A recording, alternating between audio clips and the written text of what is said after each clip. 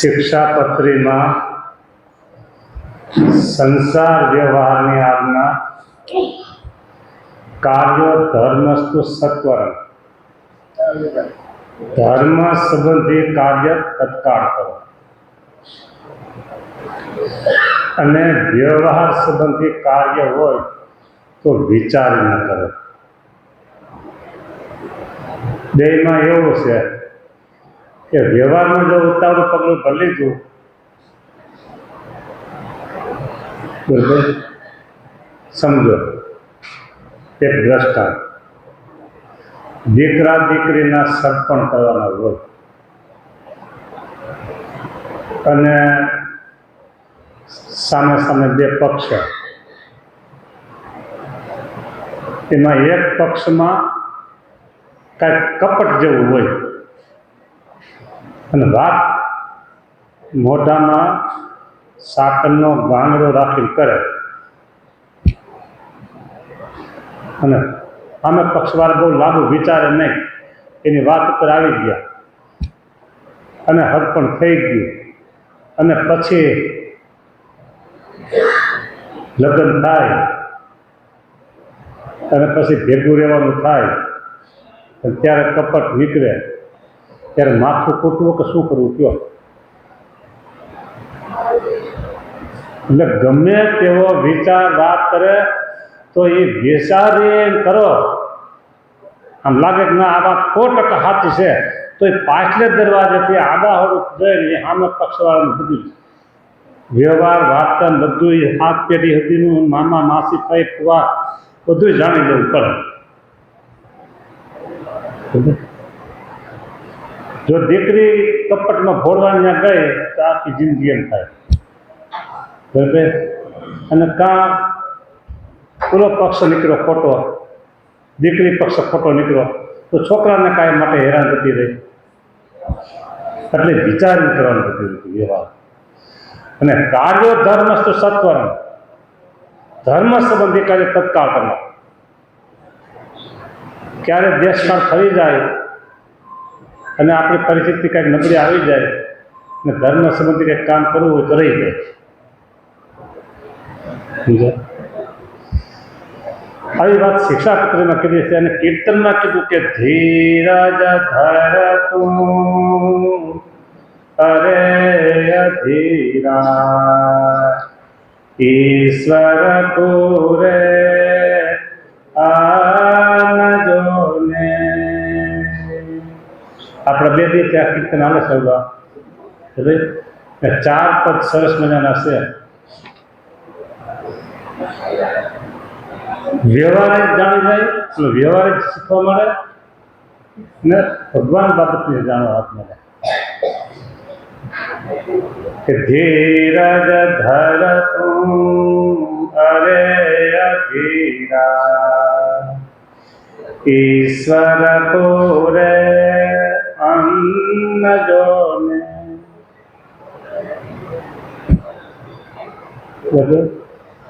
દરેકને ખાવા કોણ આપે છે? આપણે વાત સમજે છે ને, લક્ષ્મીજીએ એક ડાબલીમાં કેળીને પૂરી અને પછી ભગવાનને કીધું બધાને ખાવા, બધાને ખાવા, બધાને ખાવા. પછી ડાબલી ખોલી ત્યાં ખાવા આપો શું કે હા. ડાબલી ખોલીને તો અંદરથી કેળી નીકળી અને કેળીને બીજ ભેગું શું નીકળ્યો? ચોખાનો દાણો. અહીંયા ચોખાનો દાણો કોણ મૂકી ગયો? એ લક્ષ્મીજી ચાંદલો કરે એટલે ચોખામાં છોડતા તો હોય, દાણો પડી ગયું, ડાબલી બંધ થઈ ગઈ, ધ્યાન ન રહ્યું. ભગવાન ગમે તેમ કરીને પૂરું કરી દે, ગમે તેમ ભગવાનને કરવું છે ને, જો એને કહેવાય ચમત્કારિક રીતે બચાવ કહેવાય. એટલે ભગવાન કોઈ પણ ગમે તે રીતે ખાવા આપી દેશે. ખલક તણો છે ખટકો પ્રભુને સાચું માન મન. આ બધી વાતો આપણે થઈ ગઈ છે. છેલ્લી 2 લીટી બાકી છે, 4-5 લીટી બાકી છે. કીર્તન આખું બોલી અને પછી આપણે છેલ્લી લીટી લઈએ કે ધીરજ ધરતું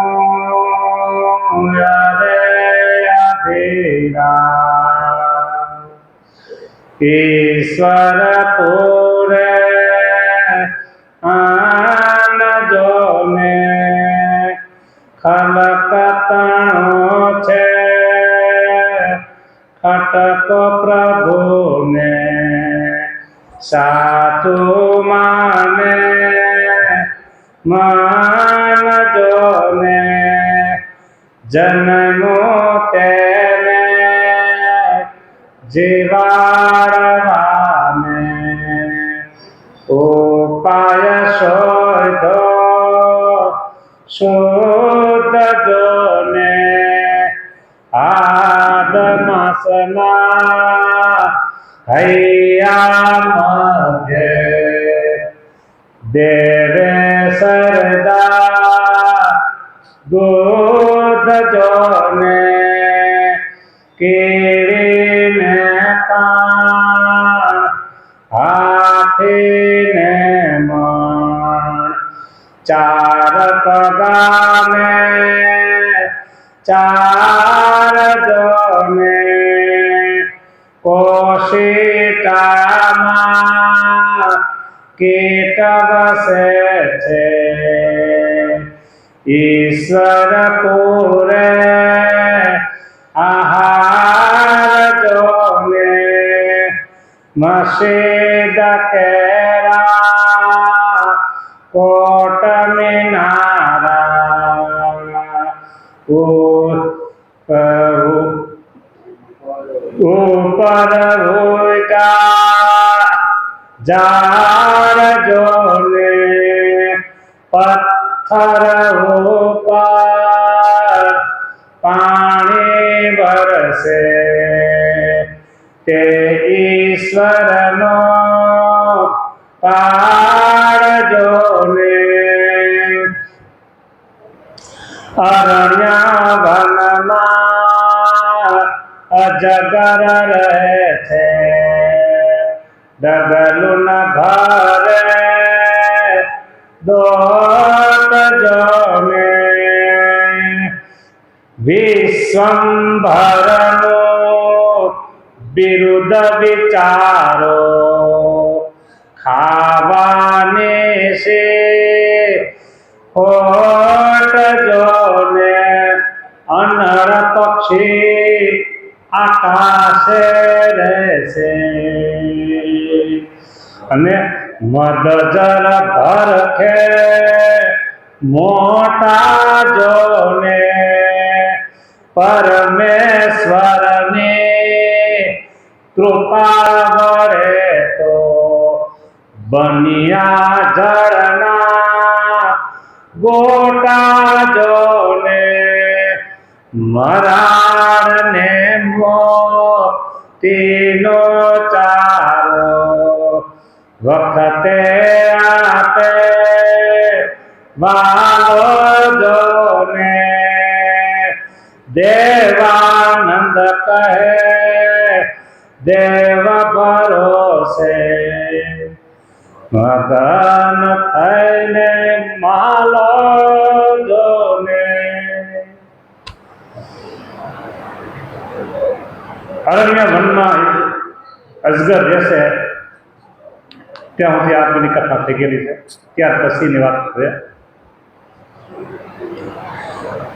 વિશ્વભરનું વિરુદ્ધ વિચારો ખાવાની શું ખોટ છે ભગવાનનું વિરુદ્ધ છે મેં જન્મ આપ્યો એને હું ખાવા આપું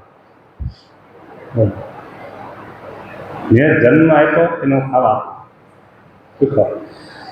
ભગવાન કે મારા ભક્તને હું ભૂખો ઉઠાડું પણ ભૂખો ખુવાડું નહીં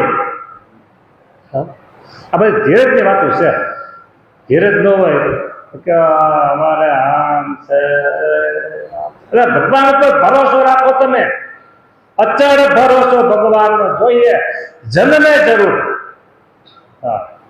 વિશ્વાસ રાખો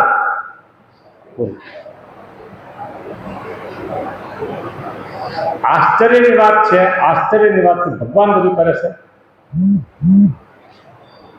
નદીના કિનારે મોટા મોટા છીપરા હોય પથ્થર કે પથ્થર છીપરા એ છીપરાને તમે તોડો તો અંદરથી દેડકા નીકળે. ત્યાં દેડકા કેવી રીતે રાખ્યા ભગવાન? શું દેડકાને એવી કોતરણી કરીને ખાડો કરીને દેડકા રાખી બે પત્ર ભેગા કરી દીધા પાસે વેલ્ડિંગ કરી દીધું?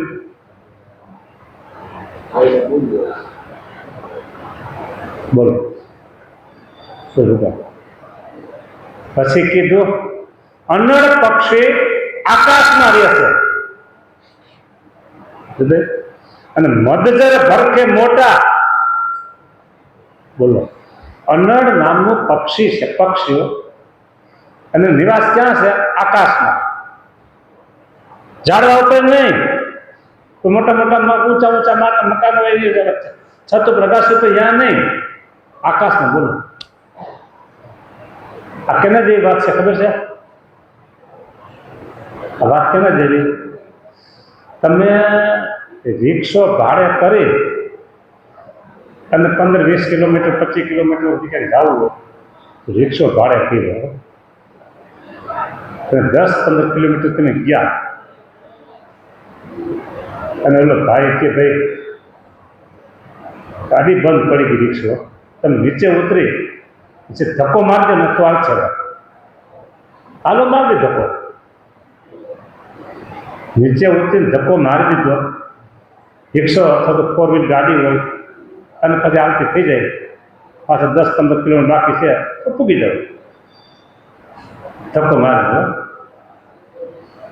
તો પ્લેનમાં બેઠા છો, પ્લેનમાં, અને અડધે પીવી ગયો પછી પાયલટ જાહેરાત કરે ભાઈ પ્લેન હવે ઊભું રહી જવાનું છે, બધા નીચે ઉતરીને ધક્કો મારો.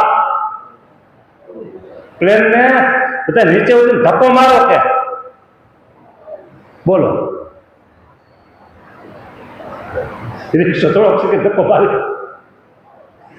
આ નિયમ છે. અગણ્ય પક્ષી અને અનળ પક્ષી આકાશમાં રહેશે. બોલો હવે એ ક્યાં ફૂટતું હોય છે, ક્યાં બેહતું હોય છે, ક્યાં શું કરતું છે, આપણી કલ્પનામાં ન આવે. અને ભૂખું થાય મોટા મોટા જંગલો હોય, જંગલો, એ જંગલમાં આ નીચે ઉતરે મધજર ભરખે મોટા. મધ જરતા હોય ને હાથી હોય જબર, એના ઉપરના માથા ઉપર ગંડસ ચડતી, ગંડસ આમ મધ જરતો હોય એવો ચીકણો પદાર્થ જરતો હોય, ગંડસ ચડતો હાથી. કેવી રીતે? તો બાજ પક્ષી હોય, બાજ પક્ષી, બરાબર. અને એ નીચે ઉપરથી નીચે આવે અને તેતર જેવું પક્ષી હોય ને એને ઝપાટ લઈને ઉપર વહી જાય. અથવા તો તમારા ઘરની અંદર ઉંદર થઈ ગયા હોય, ગામડામાં, શહેરમાં તો ઓછું હોય, ગામડામાં ઉંદર થઈ ગયા હોય અને બિલાડી નીકળે. બિલાડી જો ઉંદરને દેખી ગઈ તો ઉંદર છટકી ન શકતો, ઝડપ મારી પકડી લે, બરાબર. એમ આ અનળ પક્ષી એવા જબરજસ્ત હાથીઓ, મારા પોળા હાથ કરું તો હાથી કે પોળા હાથમાં ખમાય કઈ? હાથી કેવો હોય બોલો, તમને ખબર છે ને? એવો હાથી ઉપાડી લઈ જાય આકાશમાં અને પછી ત્યાં જઈને ભોજન કરે. બોલો, ભગવાનનું કેવું કહ્યું? અનળ પક્ષી આકાશે રહેતે, મધજર ભરખે લખાય મોટા. પરમેશ્વરની કૃપા વડે તો બન્યા જળના ગોટા, આકાશમાં જળના ગોટા બની ગયા. બોલો, અને મરાળને મોતીનો ચારો વખતે આપે ભાગો. મરાળ શું છે? મરાળને મોતીનો ચારો. મરાળ શું છે? હંસને બીજું કઈ ન ફાવે. હા, એને મોતી જોઈ, કાચા મોતીઓ. મરાળને મોતીનો ચારો. મોતી ક્યાં કાઢતા છે? બધી પાકતા છે, ક્યાં બનતા છે ખબર છે? ત્યારે મોતી બધા ફેક્ટરી બને. આ ફેક્ટરીના મોતીની વાત નથી, કાચા મોતીઓ એ હંસ ચડતો સમજે. જ્યારે જરૂર પડે ત્યારે ભગવાન આપી દે. બોલો, વખતે આપે વાલો. દેવાનંદ કહે દેવ ભરોસે મગન થઈને માળો, મસ્તી માર્યો, તમે આનંદ માર્યો. કેના ભરોસે? દેવના ભરોસે. દેવ કોણ છે?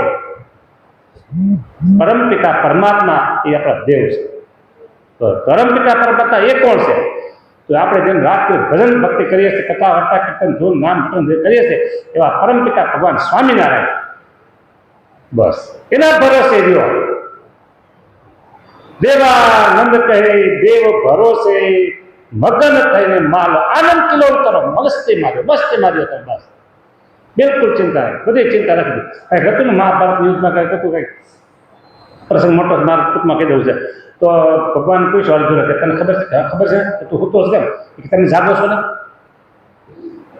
અર્જુનજીએ કે ભગવાનને તમે જાગો છો, હું હુતો છું કે મારે કઈ ચિંતા નહીં, તમે જાગો છો ને કે ભગવાન કે મારે જાગવું પડશે કે ભગવાન જાગ્યા નથી હું. બોલો, એટલે આપણે ચિંતા બધી ભગવાન ઉપર નાખી દે એટલે ભગવાન જાગે આપણે હોઈ જવાનું, મગન થઈને માલો બાદ આપણે હોઈ જવાનું. હા, જય સ્વામિનારાયણ. આવી વાતું છે બધી. જો વ્યવહારમાં શીખવાડે, ભગવાન ભજવાનું શીખવાડે, એવી વાતો સરસ. 4 પદ છે, હજી 3 બાકી છે.